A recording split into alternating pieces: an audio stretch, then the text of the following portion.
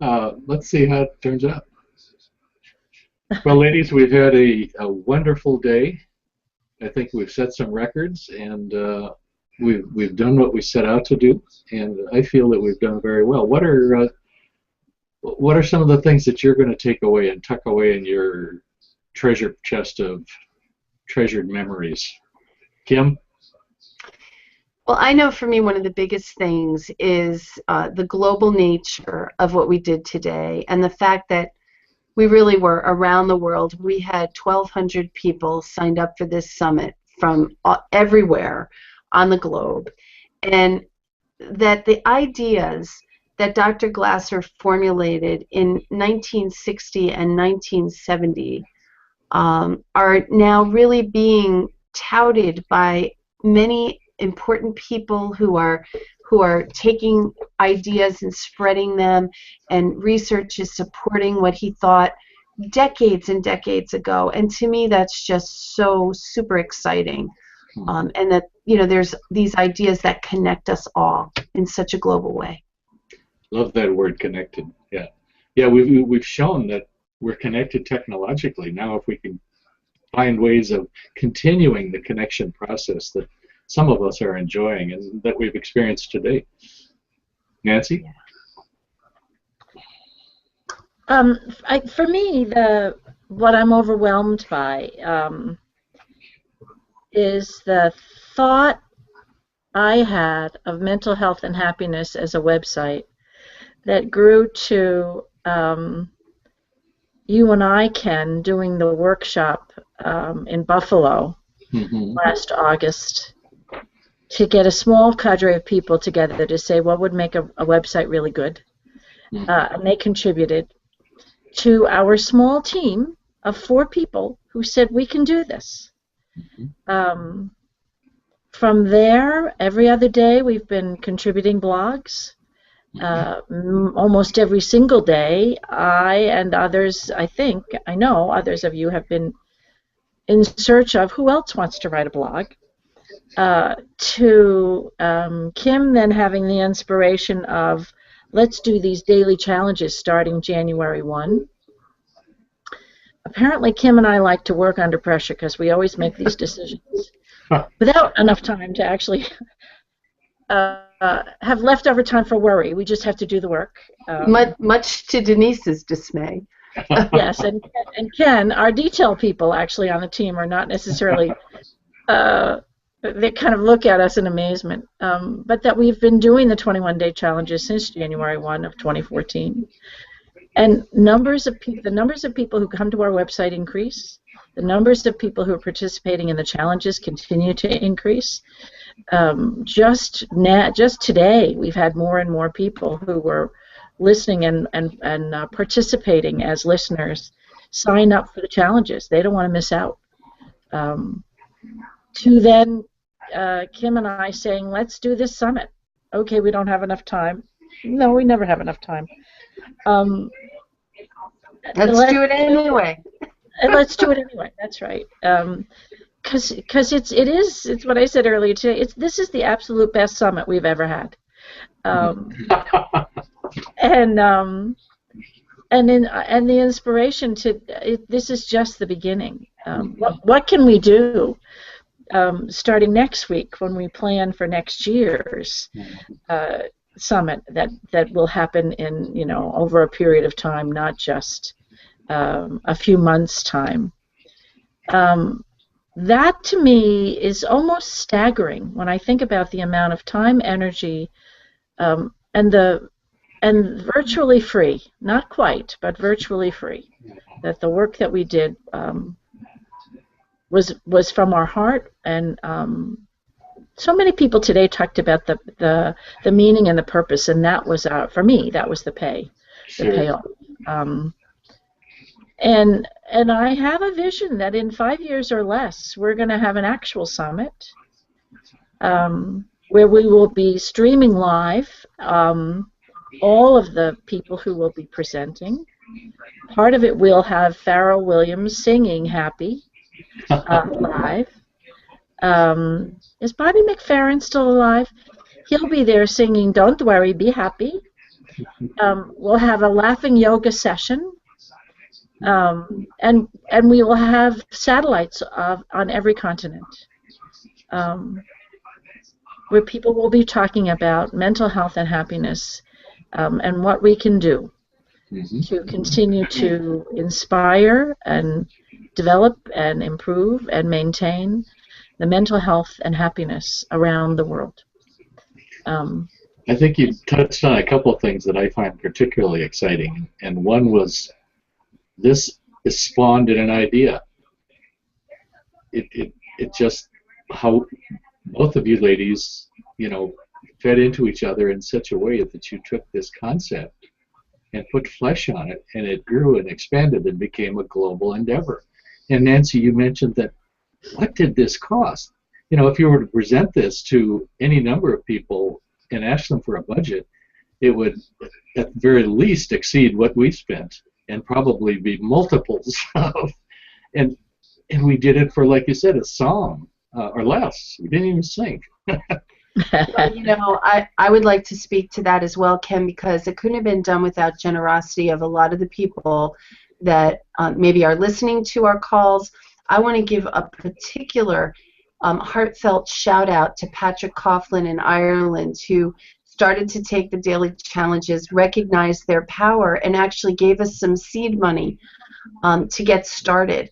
And that was phenomenal. That was what we used to hire our person who's the Hangouts on Air specialist. And even he was so taken with our endeavor that he reduced his rates to work with us at a more reasonable cost. And then marketing. I could not thank enough those of you who are on Facebook, who liked our posts, who shared our posts, who got the word out to the people that on Facebook. Those are things that didn't cost anybody anything except time, commitment, passion, and a true desire to try to actually raise the level of mental health and happiness around the globe. So anyone who had even one little click of your mouse on your computer to help us do that, from our hearts to your hearts, we thank you. For sure. And that also included our speakers, our guest speakers, as well as our other speakers who can command a pretty happy salary or a pretty happy fee. And they also believed that this was important, and that they gave their time. So I'm hopeful. I'm inspired. This exceeded my expectations. It exceeded. Kim had the number, and we've exceeded that number now. And as of right now, we still have people who are registering. Wow. Yeah. Maybe a question we have to address tomorrow. Those who want to register tomorrow, will we open registration? One of the things that just kind of lightly I'd want to emphasize is that we talk about minimum cost in terms of dollars, but I believe there's been a significant amount of stomach lining and heart muscle that has been invested into this little endeavor. Certainly speaking for myself, that was true. I kept visualizing disasters, but they didn't occur. And I was, yay, we're making it. Really? Yeah. Well, I have to say, I said it to Ken privately, but I'd like to say it publicly. This could have never happened without Ken and his willingness to learn new skills and to, when we started, Ken was very adept at video. He knows how to edit and splice and do all kinds of fancy stuff with video. Even I don't know, Ken, if you want to share the little behind the scenes secret about the interview you had with Andre in Sweden. Oh, okay. I think that's just incredible. But you didn't know, you'd never heard of Google Plus, no. Google Hangouts, Hangouts on Air. It was all a real learning curve that you just threw yourself into and were able to make it happen. So thank you also. I don't know if you want to tell our listeners what happened with how that interview actually occurred with Andre Erickson. Oh, it's delightful. Actually, I'll tell a story that will explain the process. You know, a good friend of mine is she's the news anchor for an NBC affiliate in Bismarck, and she's taught me a lot about video production. And there was a time when I asked her to interview me on basically some of the stuff that Dr. Glasser teaches, primarily on the chart. And we did that in April, and 6 months later, I took what she gave me in terms of the interview, and I responded in October and stitched that together, and everybody thought it was something we did simultaneously. And that's basically what we did with Andre. I sent Andre the questions, he responded to the questions, I brought the video files back, I recorded my questions and spliced those into the interview. So, I mean, it's not a perfect technique, but it's something that we can do with two people that can't get together in a studio setting, but you can still send the message by using video, by using something like that. It's very simple, it's very easy. I would really like to do more of it, but it's hard to get people to sit down and actually tape something. So. Oh, we might keep you busy with that, Ken. You just said you'd like to do more. We'll find a way to have you do more. Trust me. I think we have a few people in that we know that don't mind talking and don't mind talking on camera. Probably more than we're taking advantage of. I've got to edit here. Would you also share with folks just briefly, I mean, I know that's not necessarily what we plan to talk about at this moment, but since we've gotcha, so now people can go back and after this, we've got one more hour after this, but people can now subscribe to the channel and they'll have access to the videos for the rest of the weekend. Is that accurate? That is correct. Yep. Yeah, they'll be up there. They just have to go into that evergreen URL, and then they'll just have to make their selection among the various recordings that are there. There's an index in the top of that says something like pending or coming or something like that, and ones that are live now and ones that are completed. Of course, they're going to want to go to the completed level, and they're all there. So. And so, is there a place that's obvious that where you are subscribing, or you just mean subscribes mean I've chosen this one, I want to watch it? When I use the word evergreen URL, that's the URL that Denise has been sending around to people. It's just one string of code that gets you into that site that gives you access. Okay. You know. Okay. So what we'll be doing when we decide to close it down is we'll be changing that URL and making the videos accessible only to the secret code. Yeah. Well, one of the things, again, we've been watching, and I'm sure you have as well, Ken, how many people are actually watching in the live format? You know, our numbers have been fairly consistent, but the highs and lows. Not nearly the number that we have who have registered.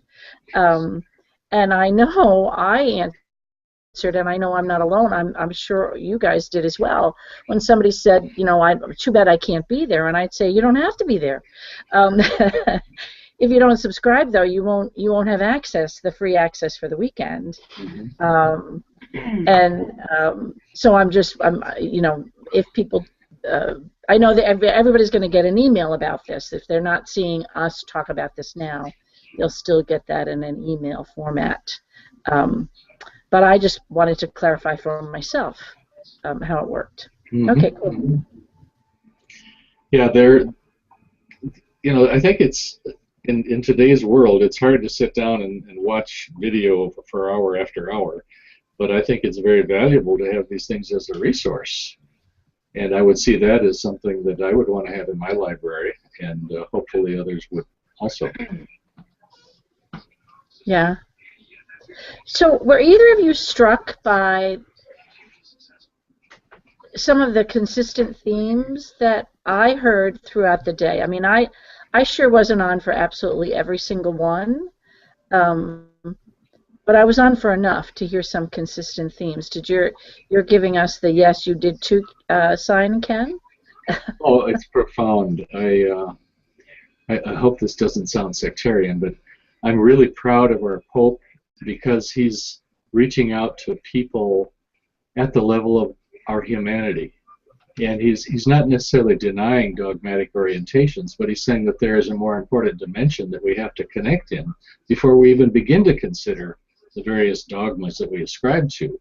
And that's what I heard, is a bunch of people with real concerns, real needs, who had found some real effective ways of dealing with life's challenges in ways that enable them not only to get through life, but to find a level of health and happiness through the process. Yeah. And this is because we're human beings. It's not because we ascribe to a particular creed or whatever, you know. Again, those things are important, but that's a whole other thing. You know, we have a history as a species of being murderous with one another. And the very fact that we're making an effort to find love. I mean, I heard that word love so often, and it's such a wonderful thing. Even though we define it in different ways, it has something to do with caring for one another and not killing one another. Yeah. Yeah. Yeah. How about for you, Kim? Well, certainly the theme for me was that inside-out kind of process that most all of our guests spoke about. That and the fact that happiness isn't what we're chasing; it's what is a byproduct of living our life on purpose. Mm-hmm. And we can only do that from the inside out. So I really.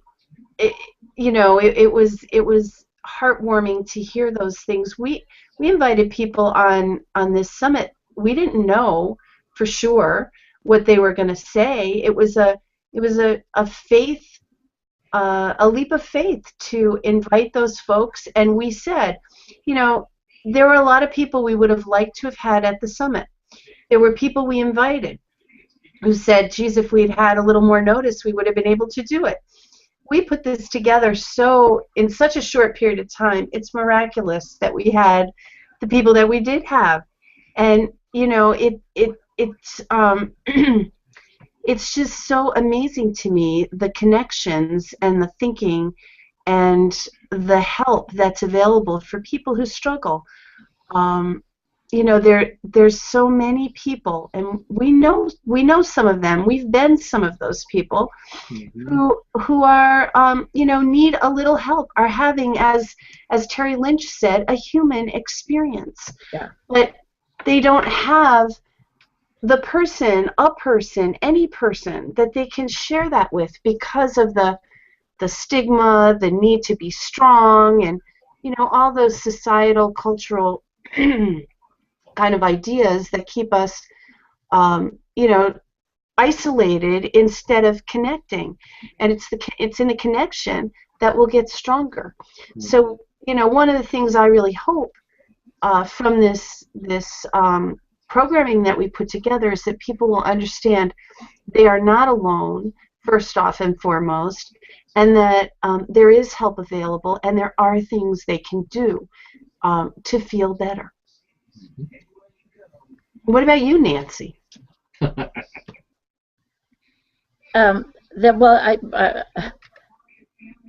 I would concur with what both of you said. The other piece that I'll repeat what you said, Ken, not to get sectarian.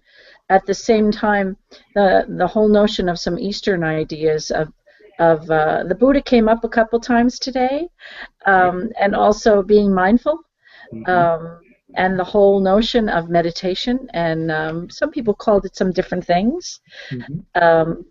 I'm now going to fully embrace Bet's idea of meditating on chocolate.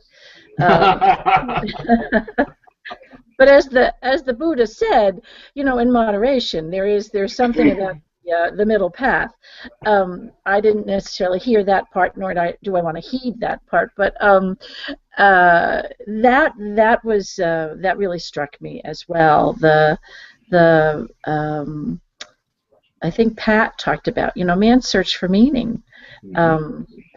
that, there was a time historically where religion had to separate from science in order for both to coexist on the planet.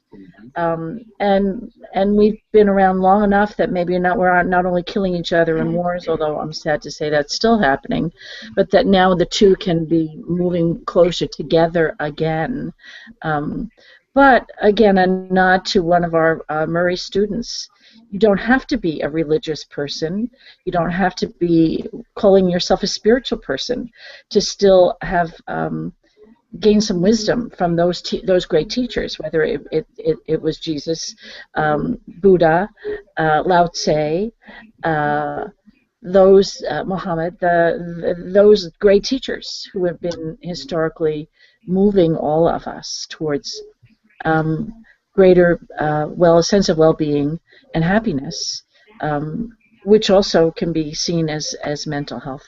No one necessarily talked about this today, although it might be an interesting side channel. But when I was doing some teaching at Salve Regina College, and one of the main professors there would talk about, for many people, madness was a spiritual experience. That the whole notion of hallucinating and having a psychotic episode was really an opening. The Native Americans. Yes, and Robert Whitaker spoke of that somewhat in terms of the tribe in the Upper Amazon. I think is where he said, I finally heard it today. But that those people who were having moments of what we might call mental illness or psychosis were really in touch with the elders who had passed over, who were really sending messages to the entire tribe, not just to that individual. So that's interesting that there's, again, some of that observation of a closing in on the spiritual connection. Oh, and guess who's here? One of the... Hello, Anasuya. I am really sorry, my internet went down and I just could not do anything. I've been desperately scrambling trying to get it up and it's finally gone up. Good. Excellent, you're here. I'm really sorry, I feel so terrible. I mean, it's like, we've been doing fillers, we've been chatting, Anasuya. Oh, thank you. It was like, I mean, I did everybody else's and then my own. I'm like, oh my God.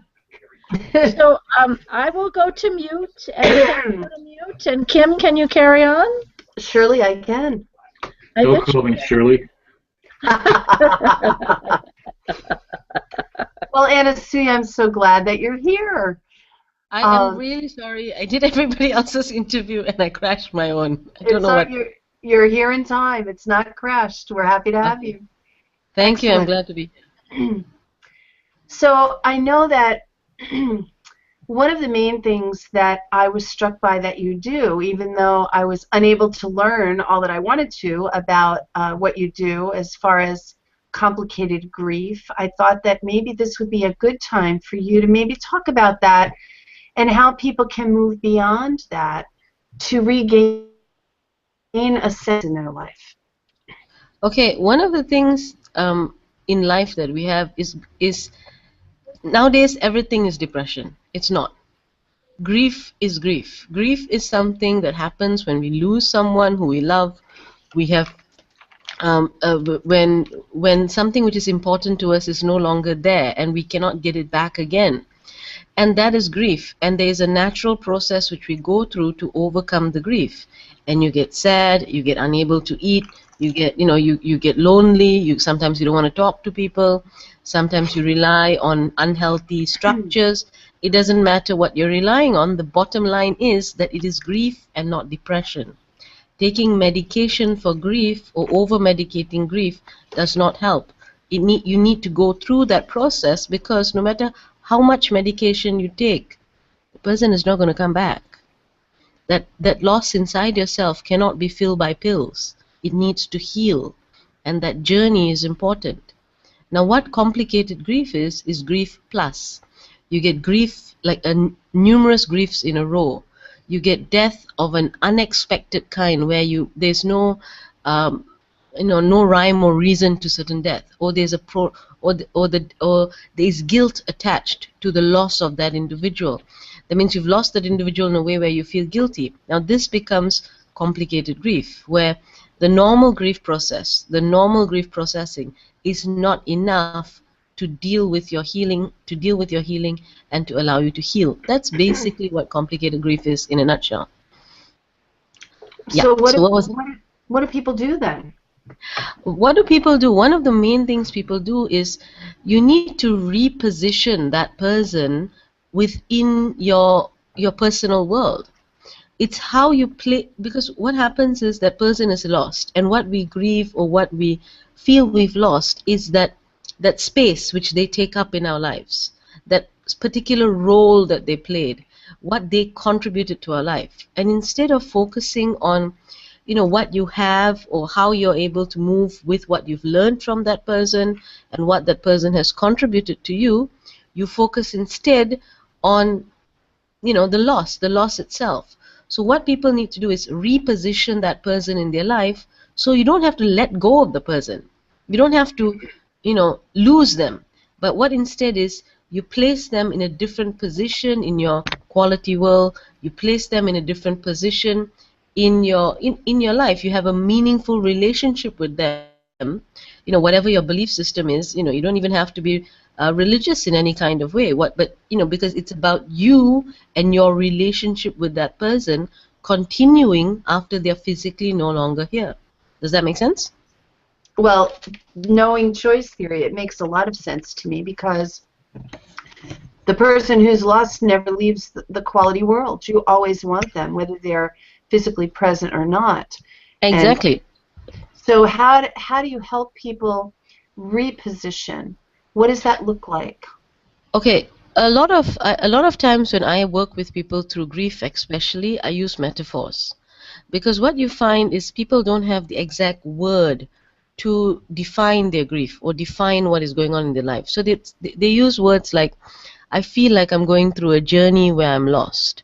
I feel that the burden is there and it's this dark place and I can't see this thing on my back. So people use various types of metaphors to explain what's going on in their life, or to give a feel of what it's like. I'm lost in a desert, I'm in the middle of the sea and nobody's around, I'm calling for help, all those kinds of things. So what I try to do is I try to work with metaphors to help people move from one idea to another idea, because it is working with the intangibles. That's why metaphors become rather powerful when dealing with complicated grief. A lot of it also has to do with forgiveness, forgiving yourself, forgiving the person, forgiving, accepting yourself, feelings of gratitude of what you had from when they were alive, and feelings of love, of accepting that love is a good thing, it's not a bad thing. And I imagine some of that anger is directed at a higher power or God that you also have to let go of. Is that right? Well, this is the funny thing. I mean, people have very personal relationships with divinity or God when they go through grief. Now, some people get angry and some people don't. But what I find is that personal relationship which people have at that point in time at least allows them an outlet for what they're feeling. So even if it's anger and they're angry at God and they're aiming it at God, well, God can take your anger. It's okay. If you're angry at God, He can probably take your anger better than your son or your daughter or your child or your father or your mother or your spouse. So, I mean, He may be the right person to be angry with at that time, as long as when you heal and forgive, you may even have to forgive in your head God or your relationship with God in order to move on, because it's not about being angry, it's about being happy. It's about being fulfilled and content. That's great. What would your definition of mental health or your definition of happiness be, Anasuya? Okay, there's a lot of, because we've been doing these interviews with people and there's been a lot of different ideas of what happiness is. But my idea of happiness has always been it's a choice. I like being happy because it's fun. I don't really give a very philosophical definition for happiness for myself. It's just that it's how I like to feel and how I choose to feel. So I'm happy when I choose to feel what I choose to feel. And generally, I like to be happy. I mean, I think it's my quote, I like to be happy in spite of the world, not because of the world. Because there are these people out there that really try their best um, uh, to control your life. And sometimes me being happy in spite of them is really fun. I'm sorry. A bit of revenge. Well, it's not revenge. It's just that look. If you're gonna be if you're gonna try and do stuff to make me unhappy, I'm just not gonna let you win. That's Because right. I like to win, and being happy to me is my choice. So if you feel that my happiness makes you unhappy, God bless you. Enjoy. Right. I like that. That's great. Um, so tell us about your work as it relates to mental health and happiness. You've been one of our interviewers, and you've been talking with other people about their work. I'd like you to spend some time talking about your work and how it relates to mental health and happiness. Okay, my main area of work is two things. The first one is I'm a counselor, so I see clients, and I am the academic head of a Masters in Counseling program in a private university known as HELP University, HELP, all big letters. It's an acronym for Higher Education Learning Program. I know, it's like when you have a function, the students always say, all the other universities are cheering, and there you go, help, help, help. It sounds a bit weird. Ah, But it's a good university, and they've got a very good psychology and counseling program. And so I'm the academic head of the Masters in Counseling program, and I tend to deal a lot with training of counselors and working with counselors and interns and practicum students and taking them and supervising them through to their learning process. So that's one of the major things I do. And the other one is I am a counselor, so I see clients. I don't just teach. I have a active, well, not that active because I do have a full-time job. I do see clients regularly, and I see them privately in my own counseling center, which is AJJ Heart Talk Counseling. So basically, mental health and happiness is quite integral to the work, because number one, you've got to deal with counselors, and you got to make sure your students are mentally healthy to be counselors, because a lot of people come into counseling because they are burned. It may help you, but that doesn't mean you can necessarily help other people if you are in that state. So we try to help clients find their own balance, and help students, in fact, find their balance before we send them out into the greater world to kind of make a mess. No, to work. They don't. They are very good at what they do. right. So what are some things people can do to find their balance or even maintain it if they already have it?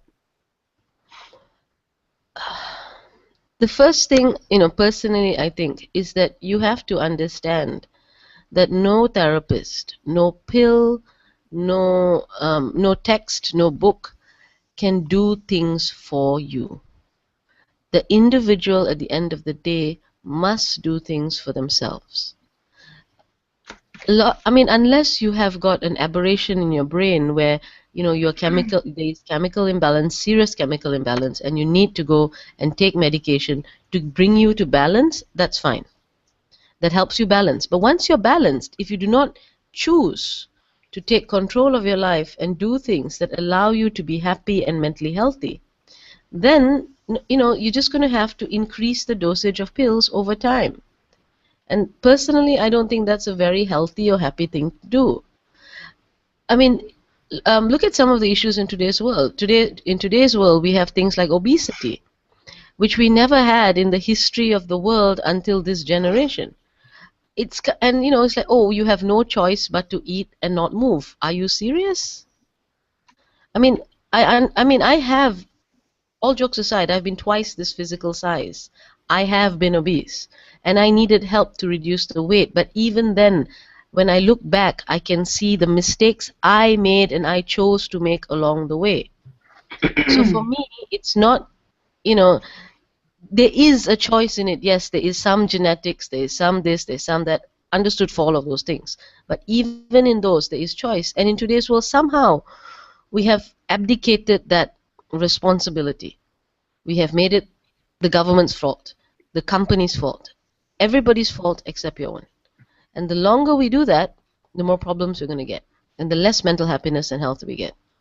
I think as once we decide to take control of our lives and decide what is the quality of life, the minimum quality of life that we want in our life, and no matter what, we are going to build that into our lives. That's when you have a quality of life. That's when you really have people moving forward. So it's recognizing that you aren't a victim, that there are things you can do, Yes. and that you just you own it, you declare it, and you make it happen. Yeah, and I think a lot of people don't understand how important it is to declare their standards, declare what their value standards are or what their personal standards are. Uh, you get people, you get young people, especially because I deal with a lot of young people. I forgot to mention the non-profit organization work I do. I work with non-profit organizations. We help a lot of non-profit organizations set up counseling centers, and we work with them in PT Foundation, which is Pink Triangle, which is dealing with LGBTQ problems in Malaysia, which is street workers, MSM problems, all kinds of problems. We work with young women in living in dormitories who are from the very poor areas, and they have these dormitories where they're learning basic skills.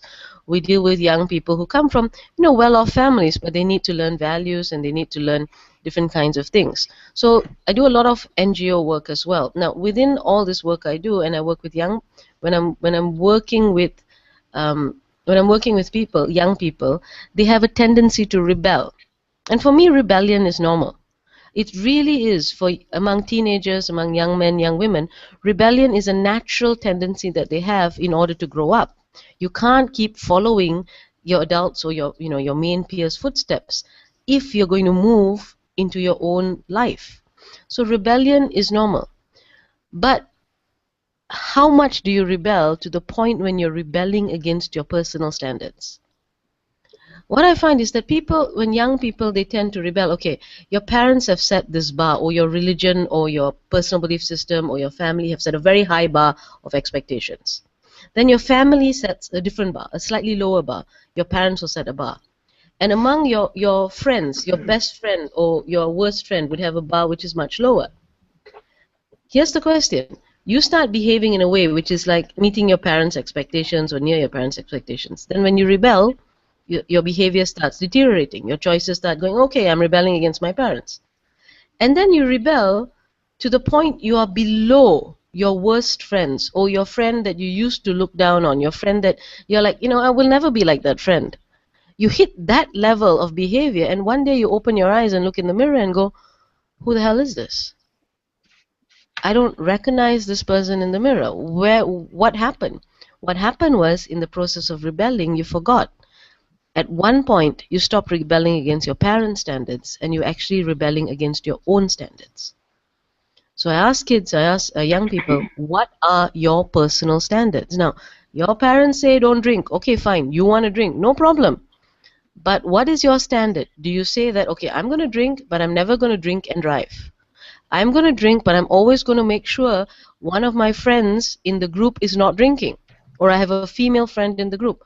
What is your personal standard? Now, that personal standard, you cannot break. You break that standard, and that's when you go down the line of, rebelling to the point of being somebody you don't recognize. So I don't want young people to set standards according to my standards. I want them to set standards according to theirs. Healthy, happy standards, and be able to articulate those standards. It is so important to articulate it so they know what they want. And that's kind of what I do. I like that. When I when I talk to people who are between relationships, because I do a lot of couples counseling, Yeah. I talk about establishing your non-negotiables, your deal breakers. What are the things that your standards, what are your personal standards? What will you not accept? And to be very clear about that so that when they get involved in behavior that violates those standards, they can walk away. Yes. But if they're not clear, then they'll stay. Yep. Hoping for it to change. And I think you're talking about something very similar in terms of their own standards for themselves, not just for who they want in their lives, excuse me, but who they're going to be themselves. Yes, that's true. I like that. Mm-hmm. So how did you get involved in this kind of work? What led you to where you are today? Well, I was originally in when I studied, in those days when we never knew what we actually tried to do, and we just got into university because it sounded like a good idea at that time. I had the dubious honor of doing business, 4 years of studying business, which was probably, well, it wasn't a bad idea, but in retrospect, it was really not for me. So I started off with business, but it was just not for me. So I joined a NGO to work called the Lions Club of Cybercare, and it was part of the Lions Club group, but the NGO was focused on taking IT and computer training to children in homes and orphanages. At that point in time, there were about 64 different homes and orphanages under Cybercare's wing. And we used to go to the homes and help kids learn computers. We used to do training programs. We used to do volunteer programs, all kinds of things. And what I found was that teaching computer was easy. Helping the kids understand why they needed to break the circle, why education was important, that was hard. The counseling part was harder, and I was quite good at it. Oh, I thought I was good at it. And then my mom passed away.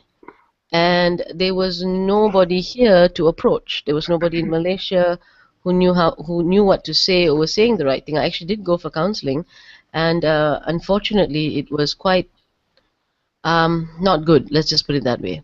So but at the same time, I could see that there was some value in it. So because of my personal losses and then what was going on. My grandmother got sick, and I became the carer for my grandmother. And I couldn't handle working and caring for my grandmother at the same time because I had to go off at 5 a.m. in the morning or 2 a.m. in the morning to the hospital looking after her. And so I decided, okay, I need to study. I can't not do anything, and just not me to not do anything. So I went back to study, and I did a master's in counseling at that time. So that turned out to be a really good idea. And then after that, I finished the master's, and there was another loss in the family of a loss of a younger brother. And that said, okay, I've got to do my doctorate. I can't stay in Malaysia for a while because I'm just not handling it here. So I went overseas to do my doctorate. So while it was a choice to get into counseling, every stage of education in this field was actually with a lot of, had a lot of external forces that went, it's not healthy to continue what we're doing. We need to do something to change, and we need to make choices. So that's what I did. That's what got me into the field. No, that's my dogs. Would you say? I hear them. Would you say that life's events kind of pushed you in the direction that you're in, or led you, guided you?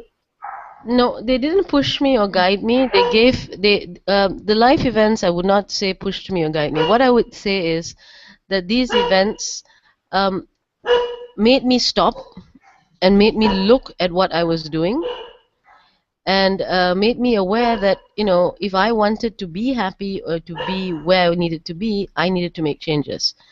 There's really nothing that I never allowed anything to push me to, especially when it came to work. I did it in private life, but somehow in careers and all that, it was never a push.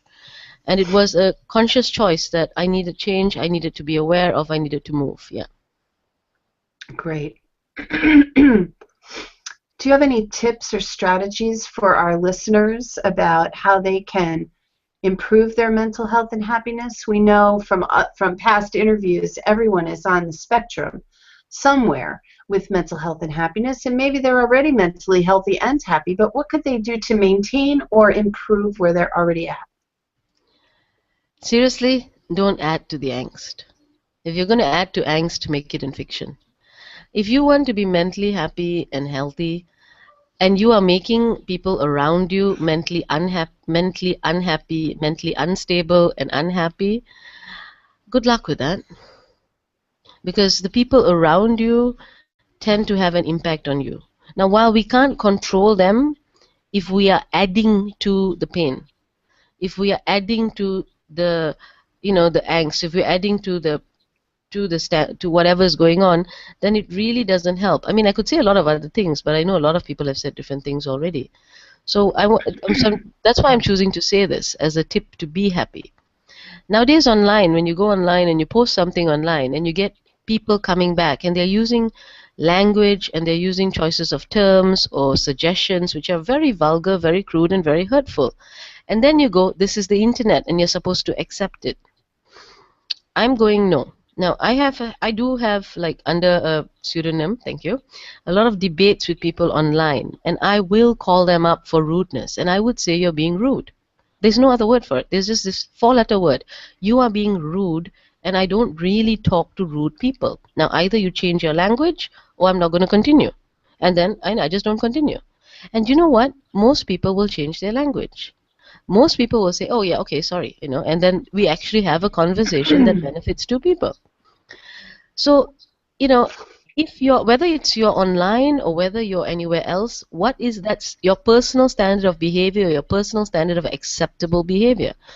Once in a while you want to have a swear fest with somebody, go ahead, it's your choice. But if you're trying to have a discussion where there's something intelligent involved, then if you're going to have this very low level of conversation, it's not going to work.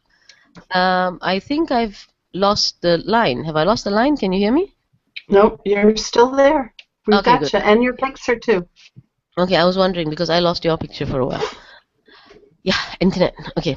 Yeah, so that would be one of my major things to ask people, is to not go down that line. Not do that, because I've seen how devastating it can be to people trying to deal with stuff, and having these anonymous people online make comments and say, oh, this is the internet, we can say whatever we want. No, you can't. Not if you want to create a world that is happy and mentally healthy.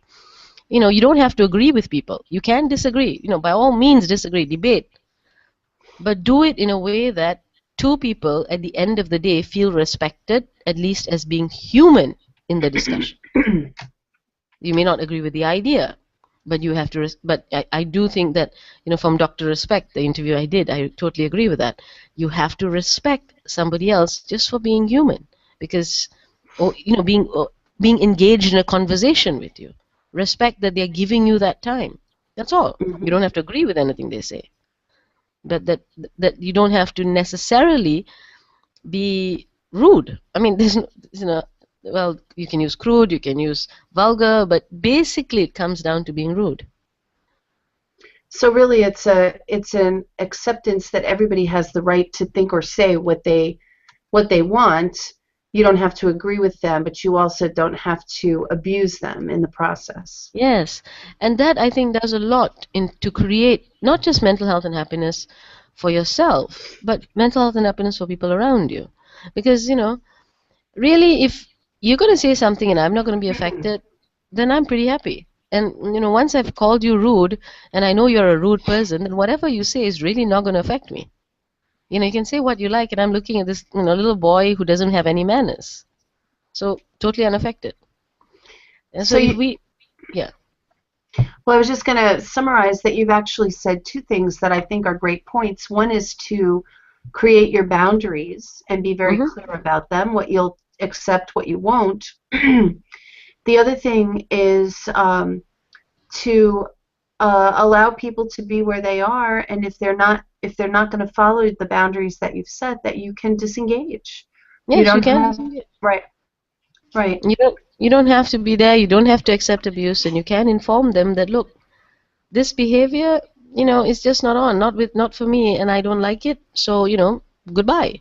Enjoy your life. Have a great life. Go away. Right.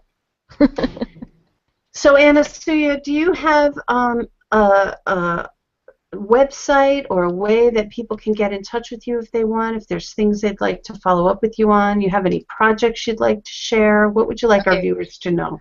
I have a set of therapy cards which is called Journeys Through Life. It's all picture-based cards because I work with, like I said, I work with metaphors, and I've worked with groups of people. I've worked with individuals on grief, and I do find that working with images is a lot more effective. And there's a set of therapy cards which I've developed called Journeys Through Life. And because I had to run around trying to find my computer, it's somewhere else at the moment, not with me. And I am contactable through goodtherapies.org, which is which is an international good therapy line. I'm also on Facebook, very, very, very actively on Facebook under my own name, which is my friend account, and under AJJ Heart Talk Counseling. Heart, HEARTTALK Counseling on Facebook. All right. Excellent. Thank you. And just as we get ready to close, is there one thing you would like our viewers to take away from this interview? The one thing I like you viewers to take away is that, cliche as it is, you be happy. Choose mental health, choose happiness. And by the way, I just want to add one last thing. There's an important person that we didn't interview, and I wished we had interviewed. And then when I was looking at the thing, I noticed that Miss Kim over here, she missed an interview. I did. And I did, and I just want to make a shout out, a short one, to say that her job, the work that she's been doing, and everything that she's been doing is absolutely amazing.